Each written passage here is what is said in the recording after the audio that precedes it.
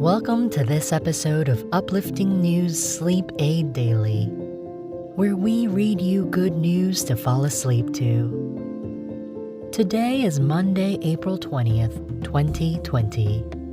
Our uplifting stories include mountain gorilla numbers are growing, college student makes mask for the deaf and hard of hearing community, DC medical marijuana dispensaries can offer delivery, and Shake Shack returns $10 million government loan for small businesses. Now, breathe in. Breathe out.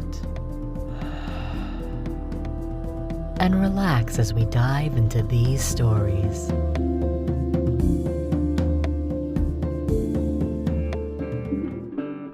Our first article is from World Wildlife. Mountain gorilla numbers grow in spite of threats. Results from a new survey show mountain gorilla numbers are growing in the Virunga Massif. The critically endangered animals were once expected to be extinct by the end of the 20th century, but there is hope the population will continue to grow due to conservation efforts.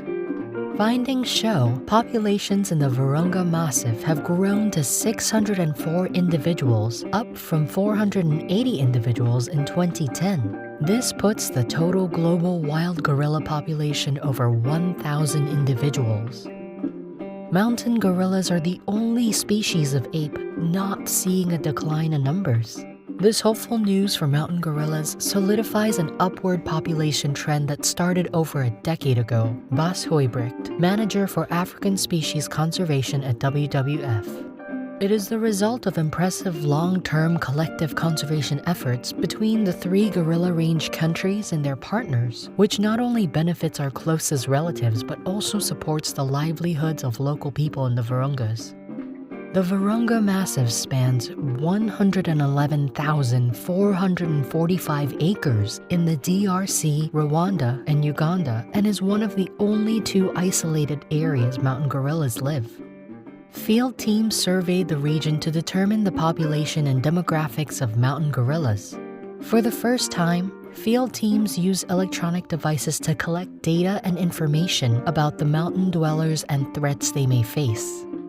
Mountain gorillas remain a critically endangered species in urgent need of protection. They are threatened by traps and snares that are set out to capture antelopes for wild meat. Because of their limited range and proximity, they are also vulnerable to human development and disease. Rarely, they are poached for live animal trade.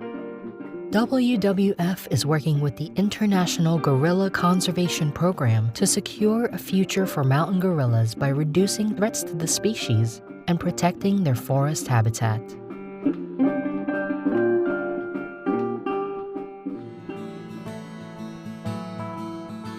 Our next article is from NBC's Lex 18 by Claire Kopsky, read by special guest Paige Davis. College student makes masks for the deaf and hard of hearing.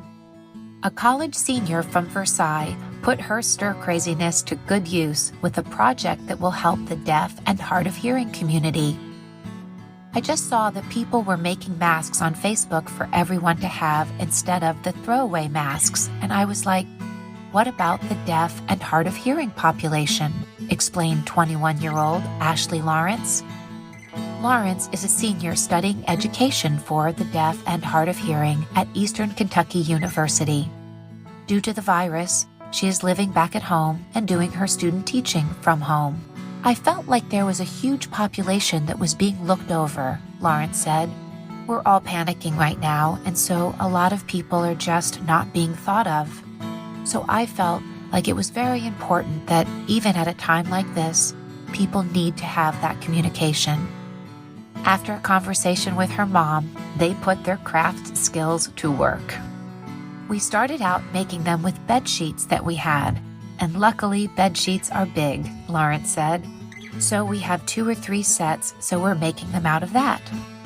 Then a couple of months ago, we needed plastic fabric for something, and so we have a whole roll of that, and the window is only this big, so having a whole roll is very helpful. So luckily, we haven't needed any supplies yet.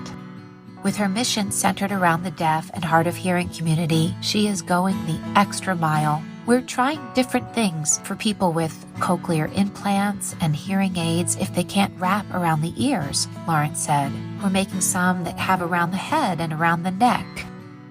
She explained the necessity for the plastic window on the masks is why she started this project in the first place. For anyone who uses speech reading, lip reading, anybody like that, Lawrence said about the purpose of the masks, and people who are profoundly deaf who use ASL as their primary mode of communication. ASL is very big on facial expressions, and it is part of the grammar. So I don't know if you've seen Virginia Moore or Andy Bashir's things at 5 o'clock, but she's very emotive. And if half of that is gone because you're wearing a mask, then half of what you're saying is being missed. So even if it's not physically talking and just using ASL, then you need to have that kind of access. In less than 2 days, Lawrence already had dozens of orders from 6 states. To order one of Lawrence's masks, reach out to her at dhhmaskproject@gmail.com. I'm not charging anything for them because I think that if you need them, then you need them. And I don't think that you should have to pay for them, Lawrence said. So we are sending them out for free whenever we have people asking for them. And if they're foreign, then maybe we'll charge shipping. But other than that, they're completely free.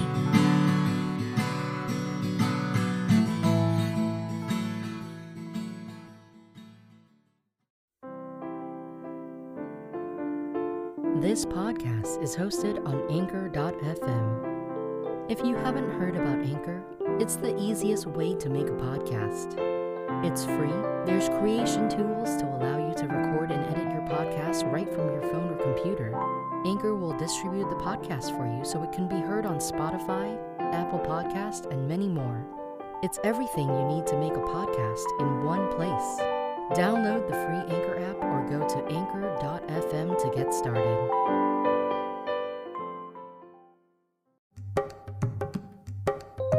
Our next article is from NBC Washington by Andrea Swalek. DC says medical marijuana dispensaries can offer delivery due to coronavirus crisis. Registered marijuana dispensaries in DC can offer delivery service, curbside pickup, and at-the-door pickup starting Tuesday amid the coronavirus crisis, the mayor and health department announced. The temporary order by the mayor is necessary to protect the health, safety, and welfare of medical marijuana patients as they abide by DC's stay-at-home order and adhere to social distancing guidelines, the order says. Medical marijuana dispensaries are considered essential healthcare providers. However, they must follow a long list of rules, including stopping delivery service by 7 p.m., never carrying more than $5,000 worth of marijuana in cash, and not exceeding the limit of 4 ounces per patient within a 30-day period.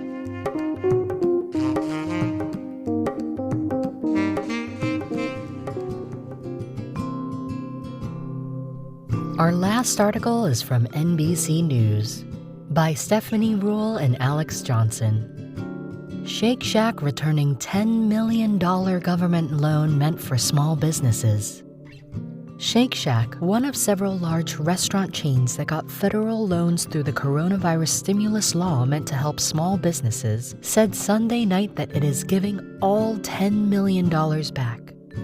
The New York-based burger company is among more than a dozen companies with annual revenues in the hundreds of millions that are reported to have received money from the Paycheck Protection Program, or PPP. The loan program set aside $349 billion in the stimulus law called the CARES Act to help small businesses keep their workers on payroll. In less than 2 weeks after it started, the program has already run out of money. In a statement Sunday night on LinkedIn, Danny Mayer, Shake Shack's founder and CEO of its parent company, Union Square Hospitality Group, and Randy Garutti, Shake Shack's CEO, said the company pursued the loan because the law stipulated it was open to any restaurant location with no more than 500 employees, which describes Shake Shack's 189 individual U.S. restaurants. The PPP came with no user manual and it was extremely confusing, they wrote.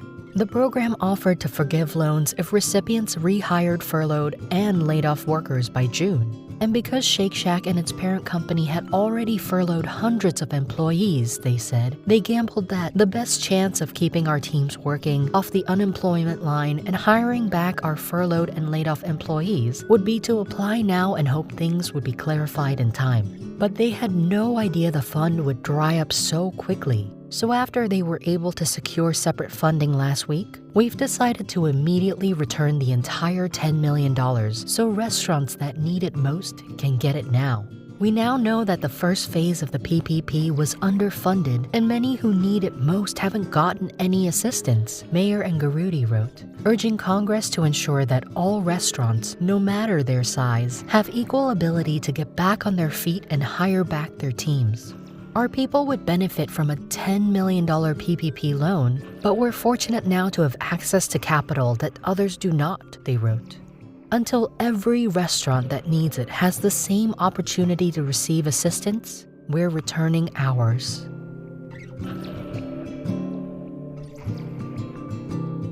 That's it for tonight. Thank you for joining us at Uplifting News Sleep Aid Daily. For up-to-date episodes, be sure to subscribe on Apple Podcasts.